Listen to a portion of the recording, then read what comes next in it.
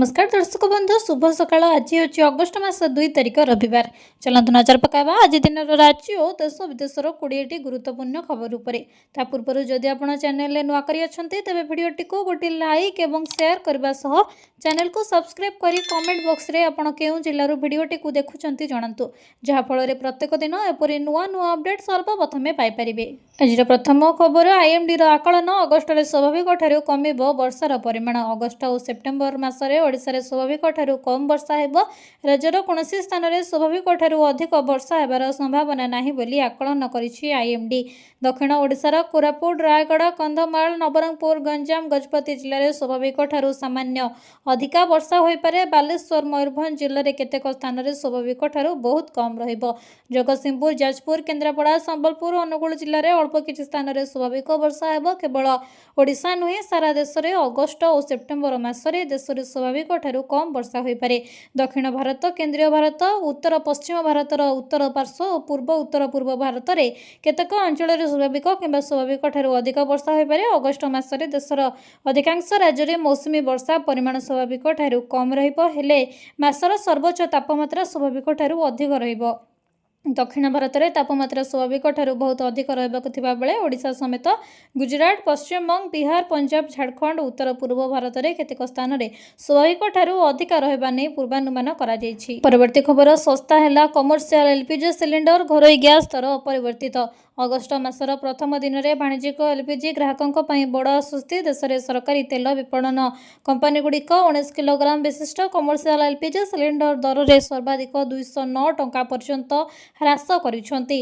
तेबे आजिर दर अर्थात अगस्ट पहलू लागू होइछि। तेबे 14.2 किलोग्राम घरोई एलपीजी सिलिंडर मूल्य कोनोसी परिवर्तन करा जाय नाही। नूतन दर अनुसार कोलकाता रे 19 किलोग्राम कमर्शियल सिलिंडर मूल्य 2872 टंका को ह्रास करा जायछि। नुआ दिल्ली रे एहार दर 2930 टंका कमी 2738 टंका होइछि। पाटना रे मध्य एहार मूल्य 3227 टंका ह्रास पाई 3018 टंका रे पहुंची। उल्लेखनीय जे 19 किलोग्राम कमर्शियल एलपीजी सिलिंडर मुख्यतः होटेल, रेस्टोरेंट, ढाबा, कैटरिंग एवं अन्य व्यावसायिक प्रतिष्ठान रे व्यवहृत हुए। तेणु यही दर ह्रास व्यवसायी मानकर किछिटा आश्वस्ति पाइबे बोली आशा करा जाउछि। सूचनायोग्य गत 1 जुलाई मध्य 19 किलोग्राम कमर्शियल एलपीजी सिलिंडर दर रे ह्रास करा जायतिला। परवर्ती खबर केबे आसीबो पीएम किसान 24तम किस्ती। एबे ही सारंतु एही तीनोटी काम नचेत आसीबनी अकाउंट को टंका। प्रधानमंत्री किसान सम्मान निधि योजनार परवर्ती किस्ती 24तम किस्ती को अपेक्षा करितबा कृषक मानक पई एक गुरुत्वपूर्ण अपडेट सामना को आसीछि। निकटरे केंद्र कैबिनेट एही योजना को 2030-31 पर्यंत जारी करबा को मंजूरी दैछंती। एबे एही योजनार निर्धारित चक्र अनुसार परवर्ती 2000 टंकार किस्ती नवेम्बर-डिसेम्बर 2026 मध्यरे चाषींकर अकाउंट को पठा जाय पारे। परवर्ती किस्ती केबे आसीबा? प्रधानमंत्री किसान सम्मान निधि योजना अधीन योग्य चाषी को 6000 टंकार आर्थिक सहायता तीनोटी समान किस्ती रे दिया जाउथाय। एही योजनार प्रथम किस्ती एप्रिल जुलाई, द्वितीय किस्ती अगस्ट रु नवेम्बर और तृतीय किस्ती डिसेम्बर मार्च मध्यरे जारी करा जाय। तेबे एही तीनोटी काम संपूर्ण करबा जरूरी। प्रथमे इकेवाईसी संपूर्ण होगा अत्यंत जरूरी, जहाँ पीएम किसान पोर्टाल, आधार, ओटीपी निकटस्थ सीएससी केन्द्र जरिया करा जाय परिबो। लैंड सीडिंग सरकारी पोर्टाल सहित निजर तथ्य लैंड सीडिंग अपडेट होगा बाध्यतामूलक। बैंक अकाउंट एवं आधार लिंक आपणकर बैंक अकाउंट सहित आधार लिंक होइतिबा आवश्यक एवं डीबीटी सुविधा मध्य सक्रिय थिबा आवश्यक। जदि आपण एही सब काम निहाती सारी दैचंती तेबे आपणकर आगामी किस्ती सहजरे पाई परिबे। परवर्ती खबर एलपीजी ठारू ट्रेन टिकेट जाए आजिठू बदलिला ही 8टी नियम। प्रतिमास भली अगस्ट 1 तारिख देश में अनेक आर्थिक और व्यावसायिक नियम में बड़ धरणर परिवर्तन होइछि। एही परिवर्तन गुड़िक रोषेई गैस दर ठारू आरंभ करी ट्रेन टिकेट बुकिंग एवं बैंकिंग सेवा पर्यंत सबुठी देखा मिली। फल दिल्ली में यार मूल्य कमर्शियल गैस सिलिंडर दाम रे 202 टंका ह्रास करा जायछि। फल दिल्ली यार मूल्य 2728 टंका पहुंची। आयकर रिटर्न बा आईटीआर आयकर दाखल समय सीमा जुलाई 31 रे शेष होइछि एवं अगस्ट 1 रु रिटर्न दाखल कले 1000 रु 5000 टंका पर्यंत जरिमाना बा लेट फी देबाको पड़िबो। ए परिवर्तन गुड़िक बैंक अनुसार भिन्न होइथाय। तेणु ग्राहक माने सेमानकर बैंक द्वारा जारी करा जायतिबा सर्वशेष फी सूची एवं क्रेडिट कार्ड सत्तावली जांच करबा उचित। तेबे सीकेवाईसी और जीएसटी बैंकिंग को सहज करने सीकेवाईसी 2.0 लागू करा जायछि, जहा फल रे ग्राहकों को प्रति थर केवाईसी दलिल देबाको पड़बो नाही। सेहिपरि जीएसटी नियम रे परिवर्तन करा जाय ई इनवॉइस और ई वे बिल व्यवस्था को अधिक स्वच्छ कराଯାଇଛି। परवर्ती खबर चाउल बंटन समस्या नहीं बड़ कथा कहले मंत्री राज्य में सरकारी चाउल बंटन को नहीं कौन समस्या नथिबा स्पष्ट करिसेंती खाद्य जोगाण मंत्री कृष्णचंद्र पात्र। चाउल बंटन को नहीं विभिन्न स्थान आसुथिबा अभियोग संपर्क में प्रतिक्रिया रखी मंत्री कहते जे जुलाई मासरे चाउल बंटन करा जाई सारिछि एवं एथिरे कोनोसी असुविधा होई नाही। मंत्री कहते वर्तमान राज्य में विभिन्न अंचल में वर्षा और बन्या परिस्थिति को दृष्टि रखी सरकार पूर्व आवश्यक पदक्षेप नहीं बन्या प्रभावित अंचल में लोकों कौनसी प्रकार खाद्य संकट नहेबा एवं समस्त जिले में पर्याप्त परिमाणर चाउल महजूद रखा जायछि। से आहुरी मध्य कहिसेंती अन्नपूर्णा योजना कार्यकारी हेबा परे उपभोक्तांक घर पर्यंत पर्याप्त परिमाणर चाउल उपलब्ध रही तेणु चाउल अभाव को नहीं चिंतार कौनसी कारण नहीं। बन्या परिस्थिति रे रिलीफ व्यवस्था संपर्क में मंत्री कहिसेंती जे प्रभावित अंचल गुड़िकर चाउल सह सुखिला खाद्य सामग्री मध्य पहुंचाई दिया जायछि। स्थानीय प्रशासन परिस्थिति उपरे सतर्क नजर रखिथिबा बेले आवश्यक अनुसार खाद्य समस्त सामग्री जोगाण जारी रहिबो बोली से सूचना दैछन्ती। परवर्ती खबर अंगनवाड़ी कर्मी दरमा बढ़िब। राज्य में अंगनवाड़ी कर्मी दरमा बढ़ी पारे राज्य सरकार ए दिगरे चिंता करुछन्ती। जन्मरू जुई जाए अंगनवाड़ी कर्मी भूमिका गुरुत्वपूर्ण अटे तेणु सेमानंकर समस्यार समाधान लगी सरकार यत्नवान थिबा उपमुख्यमंत्री प्रभाती परिड़ा कहिसन्ती। विधानसभा रे सरकार एक बड़ घोषणा करिपारंती बोली श्रीमती प्रभाती परिड़ा कहिसन्ती। एही घोषणा अंगनवाड़ी कर्मी दरमा वृद्धि संक्रांत रे होई पारे बोली कुहा जायछि। 5 दफा दाबी नहीं बारंबार आंदोलन को ओह्लाइछन्ती अंगनवाड़ी कर्मी। विधानसभा अधिवेशन में आसिले हजार हजार संख्यार कर्मी और सहायिका राजरास्ता को ओह्लाई आसती। आगक पंचायत निर्वाचन थिबा बेले अंगनवाड़ी कर्मी भूमिका गुरुत्वपूर्ण। अंगनवाड़ी कर्मी समस्यार समाधान हेले गाँ राजनीति को बल मिल पारे। बीजेपी सरकार प्रथम थर पंचायत निर्वाचन को सामना करिबो तेणु अंगनवाड़ी कर्मी और सहायिका दरमा वृद्धि करा जाई पारे। जदिओ सेमाने 18,000 टंकार दरमा लागू करने को दाबी करुछन्ती तथापि सरकार अंगनवाड़ी कर्मी दरमा 15,000 और सहायिका दरमा 12,000 करने को योजना करुथिबार आलोचना होईछि। परवर्ती खबर तमिलनाडु सरकार बड़ योजना पिला को मिलिबो चिकेन सरप्राइज। तमिलनाडु सरकार बड़ योजना स्कूल पिला खुशी खबर। मध्याह्न भोजन रे एबे मिल पारे सुस्वादु चिकेन बिरियानी। सप्ताह को थरे सरकार चिकेन सरकारी स्कूल पिला थाली रे परसा जीवो गरमा गरम चिकेन बिरियानी। एही भली एक नुआ योजना उपरे चिंता करुछन्ती तमिलनाडु सरकार। राज्य रे स्कूल शिक्षा मंत्री राजमोहन मुख्यमंत्री विजय आगरे एही प्रस्ताव रखिछन्ती। मंत्री कहवा कथा तमिलनाडु सबुबले पिलांकर पोषण और स्कूल भोजन क्षेत्र में सारा देश को बाट देखाई आसी। 1950 मसीह पूर्वतन मुख्यमंत्री कामराजर प्रथम करी मिड डे मिल आरंभ करथिले। एबे करुणानिधि एथिरे अंडा जोड़ीथिले परे एमजीआर यहाकु आहुरी समृद्ध करथिले एवं जय ललिता सप्ताह सारा अंडा देबार व्यवस्था करथिले। परे 2022 रे डीएमके सरकार सकाळ जलखिया योजना आरंभ करथिले। तेबे सेही परंपरा को आगो को नहीं सप्ताह को थरे चिकेन बिरियानी देबाको प्रस्ताव दिया जायछि। परवर्ती खबर पीएफ अकाउंट रु टंका उठाइबा हैला आहुरी सहज। एबे मात्र 2 दिन मध्यरे आपनकर अकाउंट रे जमा हेबो अर्थराशि। जदि आपण जणे वेतनभोगी कर्मचारी एवं प्रति मासरे आपनकर दरमारु पीएफ योगदान काटी निया जाउछि तेबे आपनक पई एक खुशी खबर आसीछि। दिन थिला किछि गुरुत्वपूर्ण आवश्यकता समय रे आपण पीएफ ऑफिस को टंका उठाइबाकू बारंबार जिबाकू पडुथिला किबा ऑनलाइन रे क्लेम करबा परे मध्ये आपनकू निजर टंका उठाइबा पई सप्ताह सप्ताह अपेक्षा करबाकू पडुथिला किंतु एबे आउ सेही दिन नाही। अर्थात कर्मचारी भविष्यत निधि पांठी संगठन ईपीएफओ निरंतर यार कार्य को परिवर्तन करुछि। फलस्वरूप पीएफ पांठी उठाइबा एवं आहुरी सहज हो जाइछि। नूतन व्यवस्था अनुसार आप ऑनलाइन टंका उठाइबा पई क्लेम करबार मात्र दिने के 2 दिन भितर आपनकर अकाउंट रे टंका जमा होई जिवो। ईपीएफओ रो वरिष्ठ अधिकारी रमेश कृष्णमूर्ति स्पष्ट करिसंती जे विभाग मध्यरे आ कोनोसी बकेया काम नाही। नूतन व्यवस्था एबे दक्षतार सहित कार्य करुछि। प्राय 19% पीएफ क्लेम स्वयंचालित भाव समाधान होउछि। वेतनभोगी व्यक्ति माने यार लाभ उठाउछथि। जदि आपनको हठात चिकित्सा विवाह किंबा घर निर्माण पई पांठीर आवश्यकता पड़े तेबे आपनकर दाबी एवं आवेदन गोटे दिन कि अति कम 48 घंटा मध्य समाधान हो। परवर्ती खबर दिल्ली महिला को बड़ आश्वस्ति। अगस्ट 15 पर्यंत मागणा बस यात्रा। दिल्लीर लक्षाधिक महिला यात्री आसी बड़ आश्वस्तिकर खबर। जदि आप एपर्यंत पिंक सहेली स्मार्ट कार्ड पाई नाहांती तेबे चिंतार कारण नहीं। दिल्ली सरकार मागणा बस यात्रा स्मार्ट कार्ड बाध्यतामूलक कर समय सीमा को बढ़ाई महिला मानू देइछन्ती आउ एक सुजोग। तेबे नुआ नियम केबेठारु लागू हेबा आसंतु जानिबा संपूर्ण खबर। रेखा सरकार दिल्लीर महिला यात्री मानू एक बड़ आश्वस्ति प्रदान करिसन्ती। सरकार डीटीसी एवं दिल्ली परिवहन विभाग बस रे मागणा यात्रा पई पिंक सहेली स्मार्ट कार्ड व्यवहार बाध्यतामूलक करबार शेष तारीख वृद्धि करिसेंती। नुआ निष्पत्ति अनुसार बस कंडक्टर माने अगस्त 15 2026 पर्यंत पिंक टिकेट जारी रखिबे। तथापि अगस्त 16 2026 ठारू मागणा बस यात्रा पई पिंक सहेली स्मार्ट कार्ड व्यवहार बाध्यतामूलक हेबो। स्मार्ट कार्ड आधारित व्यवस्था को सुगम भाव ग्रहण करबा एवं परिवर्तन समय कोनोसी योग्य महिला यात्रींकर कोनोसी असुविधा सम्मुखीन न हेबा निश्चिंत करबा पई निष्पत्ति निया जायछि।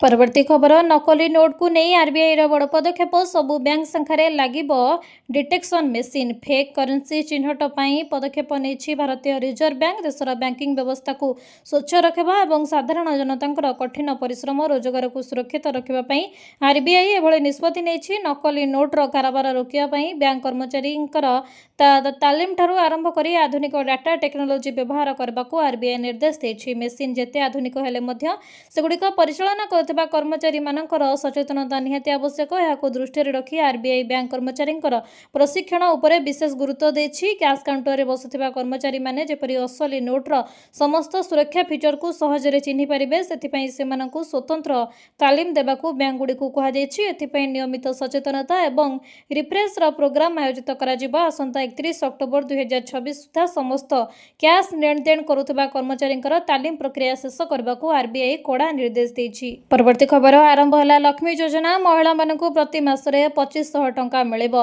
रक्षाबंधन पूर्व दिल्ली सरकार महिला मानकु एक गुरुत्वपूर्ण उपहार देइछन्ति। मुख्यमंत्री रेखा गुप्ता शनिवार अगस्त 1 दिल्ली लक्ष्मी योजना पोर्टाल लॉन्च करिछन्ति। ए योजनार लक्ष्य महिला मानकु आर्थिक भाबरे सशक्त करबा। महिला माने एही पोर्टाल माध्यम रे दिल्ली लक्ष्मी योजना पई आवेदन करि परिबे।